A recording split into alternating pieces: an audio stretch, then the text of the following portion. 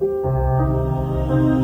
incomodem, é claro que eu vou pedir que não fiquem interrompendo toda hora, né? Mas não se incomodem de às vezes pedir para mim ajustar alguma coisa, porque às vezes eu falo alguma coisa que para mim já está tranquilo e eu posso não perceber que não é uma informação suficientemente conhecida ou fundamentada e pode causar algum desconforto. Então a gente estava olhando aqui o mapa. A descoberta de Nag Hammadi foi feita no Alto Egito, né, próximo da região de Luxor, onde o rio Nilo faz ali a curva. Ainda falando sobre a descoberta e o material, os manuscritos eles são datados de em torno do século IV. Mas, Jane, peraí, tem Evangelho de Tomé, Evangelho de Pedro, de Madalena não está lá. Evangelho de Tiago, Evangelho de João, e é do século IV DC, como assim? Lembrem, isso são manuscritos, cópias. Então, os originais têm sido datados predominantemente, os originais dessas cópias têm sido datados predominantemente entre o século I AC e o século II DC, por causa das referências que eles fazem, pelo estilo de escrita, pelo estilo de escrita, de modo de escrever e pelas referências que eles dão. Mas as cópias, a maioria das cópias encontradas em Nag Hammadi são do século III, do século II ao século IV. E são ditas que eles são principalmente decorrentes da escola de Valentino. Valentino foi um grande preservador da tradição. Ele viveu em Roma e em Alexandria, né? E ele foi, de certa forma, um organizador de muitos materiais e ensinamentos gnósticos na forma de textos, de materiais. E vários dos textos são atribuídos à própria escrita ao próprio Valentino. Pistis Sophia, que é o Códice de Áspero, eu vou repetindo algumas coisas, mas é para vocês irem gravando, né? A escrita de Pistis Sophia, na forma como a gente já conhece hoje, é atribuída a Valentino.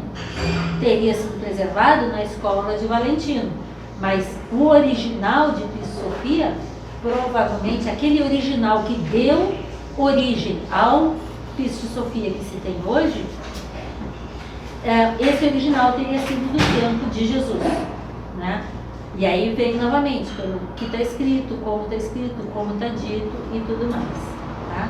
Então, assim, muitos materiais ali são do século, a datação do material é do século II para IV, mas, como eu disse, do século I AC ao século II DC são os originais desses materiais. E é interessante chamar a atenção que alguns ensinamentos ali presentes, que estão também nos evangelhos do Novo Testamento, esses ensinamentos presentes nos apócrifos de Nag Hammadi, eles são mais antigos como material preservado do que os do Novo Testamento. Porque a cópia mais antiga que se tem do Novo Testamento é do século X. E esse material é do século II ao século IV. Então, se você vai comparar o que está escrito numa determinada passagem, por exemplo, sede mansos como as pombas e sábios como as serpentes, tem nos dois, no Novo Testamento e no Evangelho de Tomé. A cópia mais antiga dessa expressão está no Evangelho de Tomé de Nag Hammadi. Todas aquelas frases e parábolas que estão em ambos, Novo Testamento e Nag Hammadi, a cópia mais antiga é de Nag Hammadi. Portanto, se a gente vai atribuir fidedignidade para a forma como está escrito, prioritariamente se pensaria que o texto mais antigo tem maior chance de ser mais fidedigno, aquilo que foi dito. Mas é original. Imagina a palestra que eu estou fazendo aqui, aí onde vocês fazem anotações e o seu filho se interessa pelo assunto também, lê o seu material. Aí ele passa para um amigo que também se interessa e que aí faz uma cópia, e aí passa a chance de a sua cópia ser melhor do que as dos últimos é muito maior. Então a gente tem isso nessa questão. E isso nos leva, como a gente quando encontra muitas semelhanças entre alguns materiais de Nag Hammadi e o Novo Testamento, nos leva a considerar com muito mais rigor e mais possível de ser veraz, da veracidade, esses materiais aqui, porque eles são mais antigos, estão mais próximos da fonte real que os produziu, né? Então, provavelmente, como eu já tinha comentado, eles são decorrentes do período, do século IV, em que o imperador Constantino foi convertido à Igreja Católica, né? E aí os monges de São Pacômio, no Alto Egito, que era ali perto de onde foi encontrados os materiais, teriam escondido esses livros proibidos para evitar que esses livros fossem queimados, né? Quase todos os textos são gnósticos, mas não são todos. Por exemplo, em Nag Hammadi tem uma cópia da República de Platão, não uma cópia da República, uma cópia de um trecho da República de Platão. Em Nag Hammadi tem textos que não são gnósticos no sentido de esse tipo de ensinamento, mas que tem ensinamentos paralelos que também eram estudados por eles, até mesmo para fundamentar muitas das coisas que eles estavam aprendendo, né? Ou estudando, ou se aprofundando, ou discutindo. Então, a linguagem que eles usam nesses textos é essa linguagem dos chamados heréticos daquela antiguidade, tá? Eles são evangelhos, apócrifos, poemas, rituais, instruções para práticas místicas, tem textos filosóficos, tem muito mito, né? Tem materiais derivados do hermetismo setiano, que é a tradição egípcia. Hermetismo setiano é quase que meio redundância, né? Mas que é onde Jesus bebeu, né? Naquela sua juventude, que eu acabei nem falando, ele vai para o Egito 3 vezes, ele estuda no Egito, ele passa boa parte da juventude dele no Egito. Depois ele vem para os essênios e aos 30 anos ele sai dos essênios para começar a instruir. Tem filosofia grega, como eu já tinha comentado, entre outros, e principalmente textos derivados da escola de Valentino, que provavelmente foi o preservador desse material. Isso é uma visão da montanha Al-Jabaf, né? O buraco onde encontraram o material, né? Então, 2 visões em época de mais seca e em época de mais umidade, né? Na verdade, o pé da montanha é seco, isso aqui é a beira do Nilo, isso aqui está sendo batida a foto daqui da beira do Nilo. O Nilo vai estar para cá, né? E a gente teve a oportunidade de estar lá também, e é engraçado de ver. Eu tinha a ideia de que o deserto é assim, um deserto tipo as nossas dunas aqui. Não tem nada a ver com isso, é um bando de montanha seca, quebradiço, cheio de calcário. Calcário, exatamente. Muita poeira esfarelento. E a beira do rio, na beira do rio eles plantam em tudo que dá, porque é uma parte que é úmida, né, e que serve para o plantio. Na sequência, o texto da Pagas, vocês vejam que eu deixei a fotinha do livro dela aqui sempre para chamar a atenção disso. Ela vai explicar o que é gnose, na introdução do livro ainda, né? É um conhecimento, bota esse conhecimento entre aspas, como eu estava explicando antes, através da observação e experiência, a vivência disso. Envolve um processo intuitivo de conhecer-se a si mesmo e envolve a percepção interior, né?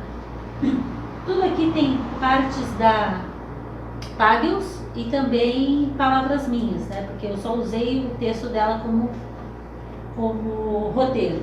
Jesus, diz a Pagels, aparece como um homem exigente, que reclama da lerdeza dos discípulos em estarem preparados, ou seja, estarem despertos e já estarem atuando. Tem hora que ele nos textos diz assim: vós já deveríeis estar ensinando e estão aqui ainda perguntando.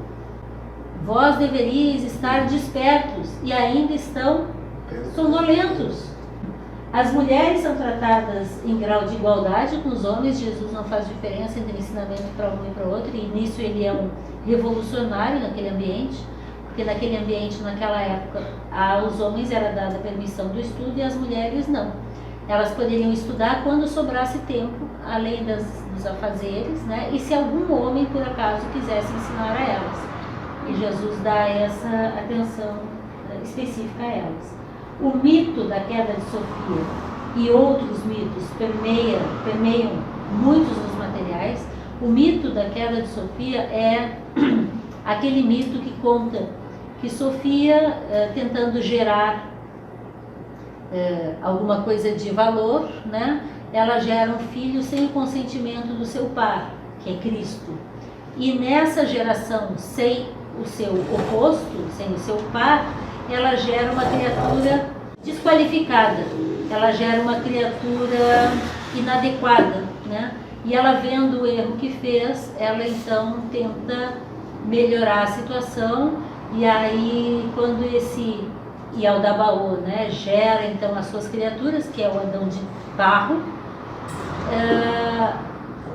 a Sofia, vendo o que tinha acontecido, o erro que ela tinha feito e a geração que o seu filho tinha criado, ela assopra em Adão para que Adão tenha vida.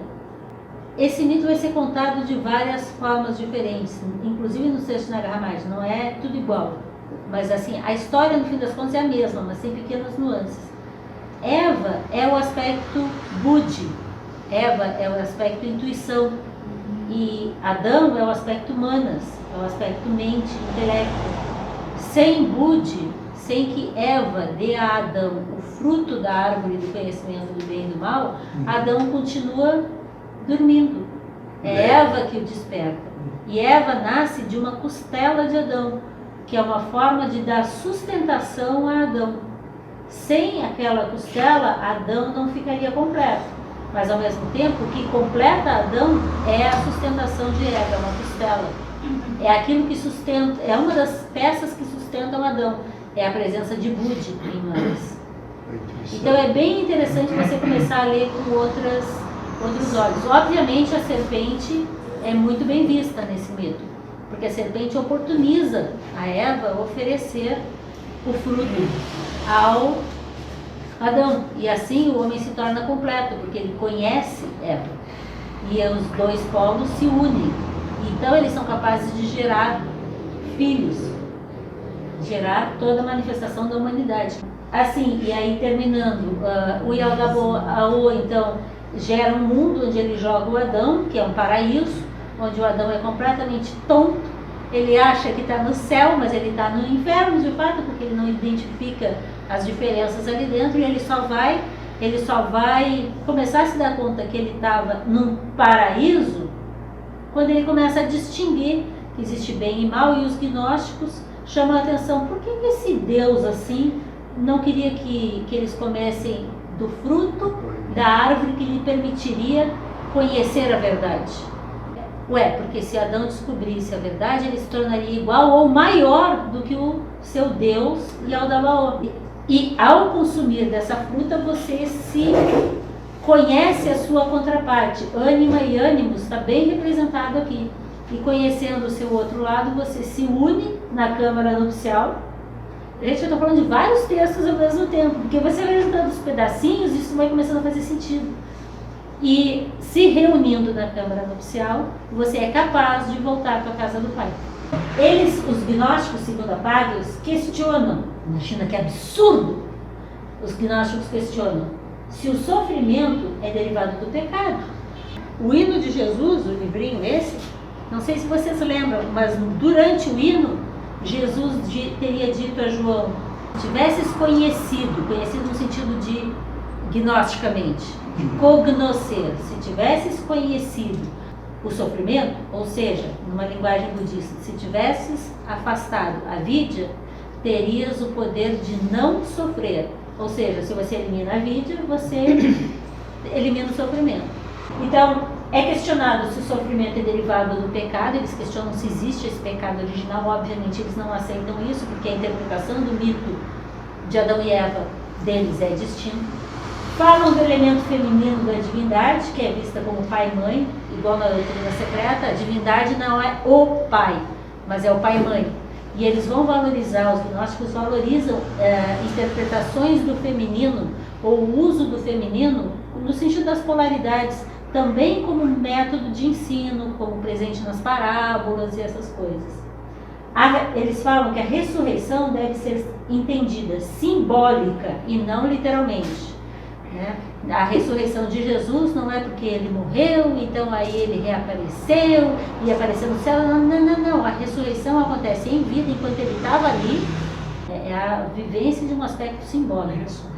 E a não dependência, olha que absurdo que os gnósticos diziam, essa última frase aqui, é um absurdo, que não havia dependência de um outro ou de uma instituição para alcançar o reino dos céus. Como assim? E a igreja vai viver de quê?